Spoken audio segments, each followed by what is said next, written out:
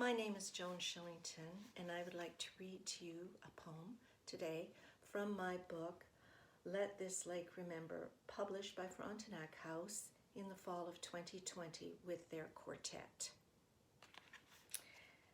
This book is about simpler times, growing up in the 50s and 60s. And although a lot of people might say, oh, it was so easy then, things were simpler. Yes, they were simpler because we didn't have the internet and all that kind of stuff going on. But I grew up under the umbrella of the Second World War. And although we were at a cottage and times were good, 60 miles west of Edmonton on Lake Wabamun, there were always tensions. There's always underlying tensions in life. So this is what that book is about, growing up in simpler times, but with these tensions. Today I'm going to read you a poem called Hank. This is a glossa, where you take 4 lines from another poet's poem and write a 10-line stanza ending with each of these 4 lines. I have chosen a poem by WWII. So here we go. Hank. On a bad day, you come in from the weather and lean your back against the door. This time of year, it's dark by 5. Your armchair empty in its pool of light. Taken from Bill Evans' Here's That Rainy Day by WWII. Some days, the past opens a door, walks right in, and stays, revealing a little more hour by hour. Like Hank, for example, short and stocky, double-chinned. My father's drinking buddy. His lookout from young days when walking along the edge of broken laws. Face stubbled, gray-speckled, soft, liquor thick voice.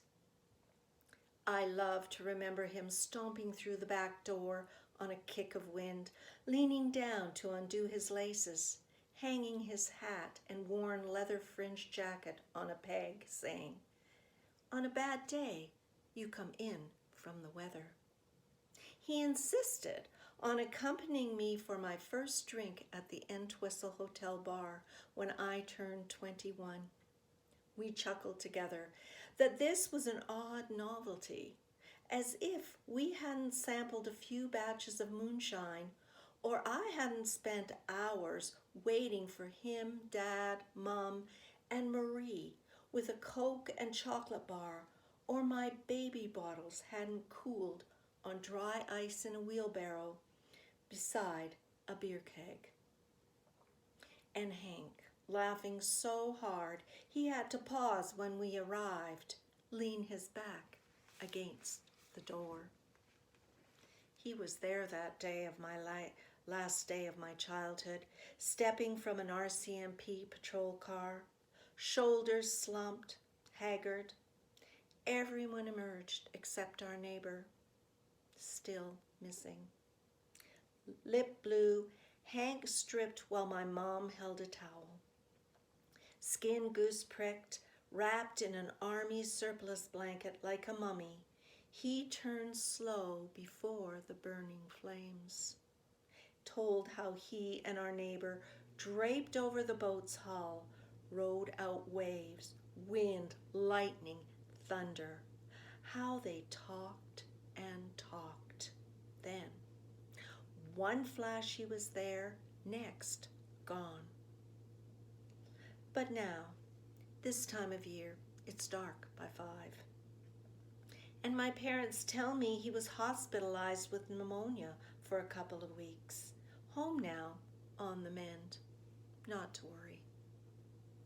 But Hank didn't improve. Coughed deeper and deeper. Stubborn old fart. Refused to let Marie take him to the hospital. He only moved from his lazy boy for bathroom breaks, between hockey periods, game show, commercials. Chose sleep sitting up. I imagine Marie bringing his meds, hot tea with honey and lemon, Steamer on day and night, windows fogged. Chicken soup. Her eyes clouded with strain, already seeing what was on the way. Sunrise, and his armchair empty in its pool of light. Thank you so much, Shelf Life. Have a great day, everyone. Bye-bye.